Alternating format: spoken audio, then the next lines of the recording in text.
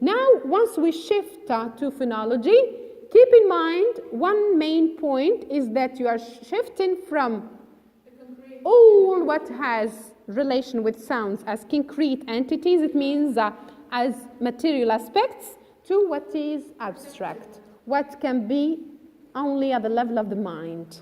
That's why here, once we introduce those concepts of phoneme, phone, allophone, and so on, we need concentration and we need to, as if we classify them step by step, so that you don't mix up things once we move to morphology and syntax, because even with morphology, we have morphs, morphemes, and allomorphs. So try to put each concept in its right place. We have already introduced that phonetics deals with the material aspects and phonology deals with all what's abstract concerning the sound system of a language. This is as an introduction. On one hand, people interested in phonetics are called phoneticians. Here, they are called phonologists. Now, what's important to discuss is the last 4 or 5 words, starting from phonetics focuses on the actual sounds as they are spoken by specific individuals during particular speech event. Here, by specific individuals, it means phoneticians, once they analyze, as you've said, speech sounds used by people, whether they are native or non-native. Okay, this is not the problem. Speakers, we call them speakers. But here, what do we mean by specific individuals? It means sometimes we opt for the same terms, exactly the same terms, but you produce them in one way that is different from my own way of producing them. My own way is different from Mu'taz, it is different from Ramzi, it's different from Ayman, and so on and so forth. So here, what's the difference? The difference is first the accent, the voice, the pitch, the intonation. Sometimes we find people by nature, once they speak, they take the time. Okay? It means they don't feel in a hurry, even if the situation needs. It means that you have to speak in a hurry and you transmit the message. They take the time. By nature, they are like this. Okay? This doesn't mean that in that situation, even if they are in a hurry, in an emergency situation, and they take the time and they are at ease.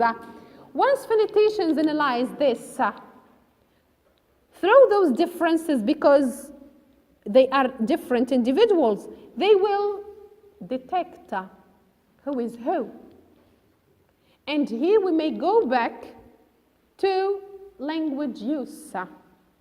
We have said at the beginning of language use that there are so many factors affecting the language. Among those factors, we have said who you are and whom you are addressing. Once you speak to your eldest brother, for instance, or sister, it's different from the way you address your mother or younger sister and brother. Here, if I'm a phonetician, for instance, and I'm just listening to an audio conversation, I have no background knowledge about who's speaking, whether they are students, family members, neighbors, whoever. I'm just listening.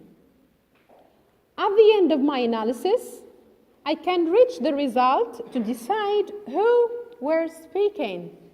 Either it's a father with his son, 2 neighbors, a teacher with his responsible at work, 2 colleagues, and I may detect even their occupation, whether they are teachers, doctors, lawyers, or whoever, simply from the language being used. And the intonation and so on and so forth, they belong to phonetics, so that I may decide that who was speaking was nervous, was at ease, was angry, sad, happy, because all of these are related to the qualities of speech sounds.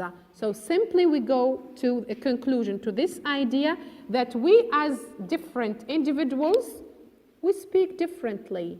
Now we're going to move deeply in phonology, detecting some key terms. Phone, phoneme, and then we reach the allophones. And we have already spoken about the realization of the same phoneme through different letter combinations, let's say. The K sound, we have said it can be realized either through the C, the K, the Q, or the CH and CK. The CH in this case and CK, they are called letter combinations. Okay? But on the other hand, in the transcription, that K sound, that is the result of that letter combination, this is the phoneme. The difference between the P and B phonemes, the appearance of one phoneme rather than the other, leads you as a language learner to gain a new vocabulary item, which is totally different in meaning, in spelling and in meaning, even if the difference is one consonant, taken the same position, its initial position, okay? So here, phonemes can't replace each other. They can't substitute each other because phonemes helps or contribute in the creation of a new word with a new meaning. And keep in mind one main point, that the phoneme makes difference between words at the level of meaning. Means that if you substitute one phoneme with the other, you go to another direction. Sometimes you succeed to gain a new term that exists, but in some other cases, no word. For instance here, this word, it's K. If you try, if you don't know the word, if you fail to get its transcription, if you try to overgeneralize the rule, you know that the CH can be ch or sh. If you produce it choir, maybe choir doesn't exist in English. If you produce it shoyer with sh, maybe it doesn't exist. But if you look for the right transcription and you find it with the result of that letter combination, in this case goes to give you the phoneme K, it's another result. What? What does phone mean? Phones? Just read again here. They say phones are phonetic units. And once you write them, conventionally they put them between brackets. In some books, phonetic books, if you find a sound written between brackets, square brackets, it's a phone.